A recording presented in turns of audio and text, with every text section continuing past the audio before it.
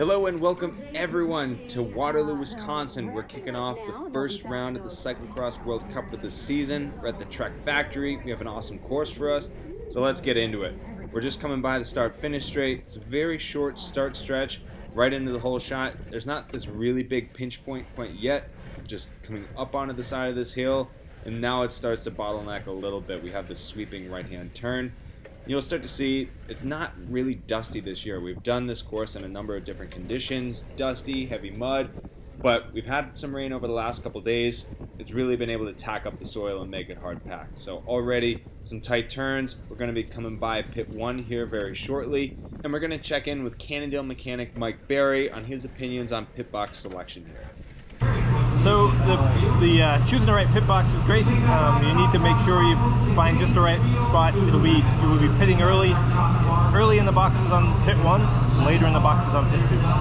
All right, Mike, thanks for that little bit of insight. As you can see right before pit 1, there is that tight turn leading into pit 1. There's not a lot of speed at the beginning of the pits, so if you have to enter, you want to exchange your bike early in pit 1 so you can build your momentum back. You can't see it so much now, but this hill really kicks up. We're going back up over the flyover. This is really the highest point of the course. After that big pedaling heavy section, we're starting to go into a bit more of a technical part of this course. You can see we're on this off camber. You're going to see this rut slingshot you back up the hill. You want to have good composure and finesse and technique through these parts of the course. You want to be able to maintain your momentum, maintain your speed. You don't want to waste your energy by having to get your speed back. So not a lot of pedaling here. Catch your breath if you can. Onto this pavement right in back of the Trek Factory. We come back up the hill. It's pretty chattered out with a lot of people running up this hill. I see a lot of people running up this. We saw a really impressive video of Thibaut Nice riding up this. Obviously one of the best technical riders in the world. He's able to do that, but that's going to be a big energy zapper there. It's going to require a lot of power, a lot of watts. Running is the most efficient and consistent way to go about this. So a couple 180 turns here. Not a lot of speed, but I said earlier that there was some rain. Earlier in the week, we saw the Friday morning races were a little bit slick. This course started to tack up, but there are a couple of these sections in the shade that quite haven't dried out all the way. There's a couple slick corners, not a lot to really worry about. So I'm choosing to go out on a tire like a Challenge Grifo. I'm running 24-25 PSI. It's a little lower than normal, but the course is really tacking up. You can see a lot of these really flowing corners. You're going fast enough to where you can really hug the outside. Now we're approaching these log stairs. I'm running them. A couple riders are able to hop them, very technically proficient. It's fast, but running is the most consistent way. So another really big technical feature here, coming down this really steep off camber. You can kind of see I'm in the rut. There is a speed limit on this part of the course. You want to hold that rut, kind of slingshot yourself back up the hill so you're able to maintain your momentum.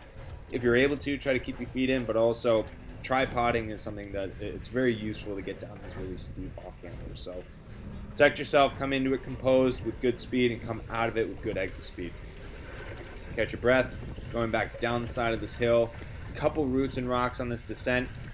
There's a rock somewhere in that exit right there. You want to go a little bit wider and avoid that. If you go a little wider, you're able to arc the corner more and carry your momentum a bit more back up this hill. We're not quite able to catch our breath yet. We're coming up on a tricky little bunny hop now. There are a couple different lines. I'm going to try hugging the inside. It's a little bit slower, but that's kind of the natural apex. If you go back and rewatch it, there's a line that goes a little bit further out to the left. Perhaps you carry a little bit more momentum, but you're covering greater distance. So a lot of it's going to depend on the people you're around or the group that you're in, what lines they're taking, are you in traffic, and make that judgment call on the way. So catch your breath now. There's some more power straightaways coming up, but if you're in the group, hold the wheel, maintain. That's all you have to do. Just conserve your energy for the last couple laps. A couple of these corners, most of them are getting pretty tacky. There's some nice ruts developing. Going onto this flyover here. Big pedaling heavy part of the course. We're approaching this little hump here. It's a fan favorite part of the course. Some riders are able to do some tail whips over that. A couple more 180s. So there's a lot of tight corners on this course, a lot of things to really check your speed. So there's going to be a lot of harsh accelerations and really trying to push the limits of your equipment to maintain the momentum as well as you can around these corners. So we're coming into the last third of this course, really. You're able to pedal through a lot of these corners. I think this is going to be one of the fastest parts of the course, where it's just going to be completely all out. There's not a lot of opportunities to pass. You're really opening it wide open here, and we're approaching some really tacky corners here. Hard right, go from full gas, check the brakes, and then through this corner it bends to the left. You're able to really pedal through all of it because it's so tacky, and there's some really nice ruts there. As we get the speed back, we're coming by the secret bar on the backside here. Already the fans are in full swing, encouraging the athletes. It's a fan favorite part of the course, really fun environment for the racers as well. Quick little bunny hop over that small stone wall there, getting the speed back. Again, there's some ruts around these corners, really able to fly through this part of the course. You get your momentum back really quick coming off that little hill.